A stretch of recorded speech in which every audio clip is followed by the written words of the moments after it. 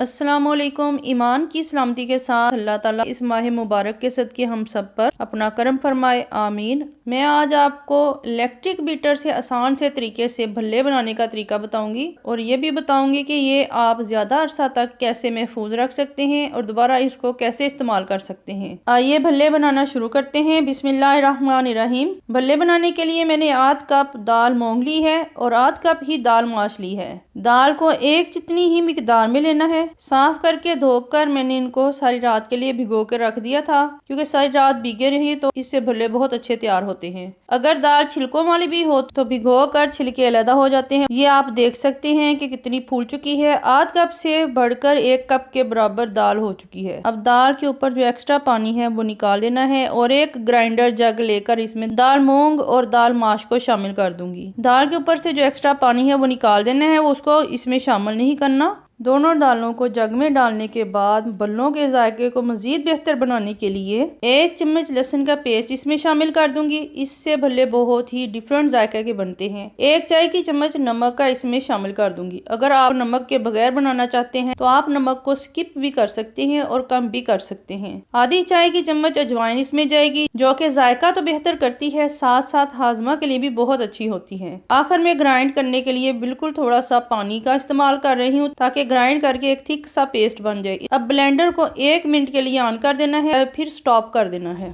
दूसरी मरतबा जब ऑन करें तो अच्छी तरह ग्राइंड होने तक चलने दें, जिसमें तकरीबन इसे 2 मिनट लग जाते हैं। जब तक तमाम दाल अच्छी तरह ग्राइंड ना हो जाए ग्राइंड करते जाएं। दाल चूंकि नरम हो चुकी होती है इसलिए ज्यादा टाइम नहीं लगता। पानी भी बहुत ज्यादा इस्तेमाल नहीं करना कि बैटर बहुत पतला हो जाए। दालें पीसकर तैयार हो चुकी हैं। ये आप देख सकते हैं कितनी अच्छे तरीके से ये ग्राइंड हुई हैं और इनका टेक्सचर आप चेक कर सकते हैं, बिल्कुल नरम व मुलायम और एक अच्छा सा पेस्ट तैयार हो चुका है। एक मैं बाउल ले रही हूँ जिसमें ये तमाम लिक्विड जो है शामिल कर सकूं। बाउल जरा बड़ा इस्तेमाल करना है क्योंकि मैंने इसमें इलेक्ट्रिक बीटर का इस्तेमाल करना है, इसलिए बाउल जरा बड़ा रखना है। तमाम दाल को अच्छी तरह साफ करके बाउल में शिफ्ट कर दिया है। सिर्फ चेक करवाने के लिए, आपको दिखाने के लिए एक प्याला में पानी लिया है कि इसमें अभी थोड़ा सा टाइम लगना है। इसमें से थोड़ा सा लिक्विड लेकर मैं इस पानी में डाल रही हूँ। ये पानी के नीचे बैठ चुका है, ये अभी तैयार नहीं है। मैं इलेक्ट्रिक बीटर का भी इसमें इस्तेमाल कर रही हूँ। इलेक्ट्रिक बीटर को ऑन कर दूंगी और एक ही डायरेक्शन में इसको चलाना है। इस तरह ये दाल ज्यादा फूलती है और भल्ले भी बहुत अच्छे तैयार होते हैं। इन भल्लों में मैंने बेकिंग सोडा का इस्तेमाल नहीं किया है, इसी तरह ही तैयार कर रही हूँ। ये ज्यादा अच्छे बनते हैं। ये आप देख सकते हैं कि आहिस्ता आहिस्ता ये जो बैटर है ये अपना कलर चेंज कर रहा है और फूल भी रहा है। जब तक अच्छी तरह फूल न जाए बैटर को ऑन रखना है और एक ही डायरेक्शन में इसको घुमाते जाना है। इसकी डायरेक्शन को चेंज नहीं करना। ये बैटर काफी हद तक फूल चुका है और कलर भी इसका बदल चुका है। अब पानी में डालकर चेक कर लेते हैं कि तैयार हुआ है कि नहीं। 1 चम्मच से इसमें रखकर मैं देख लेती हूँ। ये देखिए जी, ये पानी के ऊपर फ्लोट करने लग गया है। इसका मतलब है कि ये बैटर जो है भल्लों के लिए अब परफेक्ट हो चुका है। अब भल्ले इससे बनाए जा सकते हैं। ये भल्ले आप अगर घर बनाते हैं तो बाजार से भी कई गुना बेहतर आप बना सकते हैं और जायका भी बहुत ही अलग और मुनफरिद होता है। भल्ले फ्राई करने के लिए मैंने सरसों के ऑयल का इस्तेमाल किया है। पहले इसकी स्मेल को खत्म करने के लिए 1 लहसुन का जवा इसमें शामिल कर दिया है और इसमें इसको फ्राई करूंगी। उससे ऑयल की जो स्मेल है वो खत्म हो जाती है और ऑयल साफ हो जाता है। जब लहसुन गोल्डन हो जाएगा तो निकाल लेना है। अब ये ऑयल फ्राई के लिए तैयार है। आंच को अब बिल्कुल हल्का कर देना है और ऑयल को नॉर्मल होने देना है। बहुत गर्म ऑयल में भल्ले फ्राई नहीं करने, ऑयल को नॉर्मल होने देना है, क्योंकि गर्म ऑयल में अगर फ्राई करेंगे तो भल्ले फूलेंगे भी नहीं और कच्चे भी रहेंगे। बस हल्की सी आंच कर देनी है और चम्मच से ये मटेरियल मैं इसके अंदर आराम से कढ़ाई में डालती जाऊंगी, जिससे भल्लों की शेप आ सके। तमाम भल्ले इसी तरह चम्मच से ऑयल में डालते जाना है और भल्ले बनाते हुए आंच का बहुत ख्याल रखना है। मीडियम आंच ही रखनी है। थोड़ी देर के लिए इसी तरह ऑयल में भल्ले रहने देने हैं ताकि आहिस्ता आहिस्ता ये फूल सकें। फिर किसी छोटे चम्मच के साथ इनकी साइड को आहिस्ता से बदल देंगे ताकि ये खराब ना हो और दूसरी तरफ से भी गोल्डन फ्राई हो जाएं।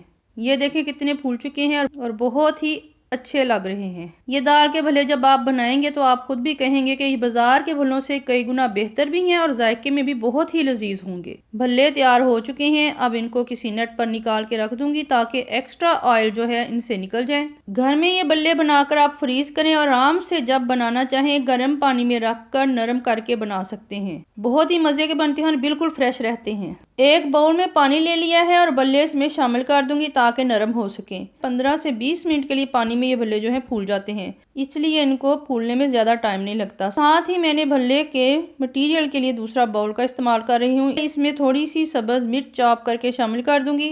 1 अदद आलू चॉप करके मैंने बॉयल कर लिया था, वो भी इसमें शामिल कर दूंगी। टमाटर दरमियाने साइज़ का चॉप करके डाल रही हूँ और 1 प्याज भी रफ चॉप की थी, वो भी इसमें शामिल कर दूंगी। आलू बॉयल करके ठंडे होने पर इसमें शामिल करने हैं, गर्म आलू इसमें शामिल नहीं करने। 1 चाय की चम्मच नमक इसमें जाएगा और 1 ही चाय की चम्मच सुरख मिर्च पाउडर का इस्तेमाल कर रही हूँ। 2 अज्जा ही इसमें शामिल कर रही हूँ, इसके अलावा मैंने और कोई मसाले का इस्तेमाल नहीं किया। अब इनको अच्छी तरह मिक्स करके तमाम भल्ले ऊपर सेट करते जाना है। भल्ले जब बाउल में रखें तो हल्के हाथों से प्रेस करके एक्स्ट्रा पानी निकाल दें ताकि इसमें पानी ना रहे, वरना ये दही का फ्लेवर इसमें जज़ब नहीं हो सकेगा। इसलिए पानी निकाल कर भल्लों को सेट करें। दही मैंने 1 किलो लिया है और 1 कप इसमें दूध का शामिल करके अच्छी तरह मिक्स कर लिया है। आप चाहें तो नमक मिर्च वगैरह जो है वो दही में भी शामिल कर सकते हैं। भल्ले डालने के बाद दही इन पर डाल देंगे ताकि ये अच्छी तरह दही में डिप हो जाएं और आधे घंटे के लिए फ्रिज में रख देंगे। इससे भल्ले बहुत ही नरम हो जाते हैं और ठंडे ठंडे दही भल्ले वैसे भी बहुत अच्छे लगते हैं। आप चाहें तो धनिया पुदीना की चटनी के साथ भी इसको सर्व कर सकते हैं, ये आपकी अपनी चॉइस है। ये दही भल्ले बनकर तैयार हो चुके हैं। मुझे उम्मीद है कि आपको मेरी आज की ये रेसिपी अच्छी लगी होगी। अपनी कीमती राय से ज़रूर आगाह कीजिएगा और अपनी दुआओं में मुझे याद रखिएगा। अल्लाह हाफिज़।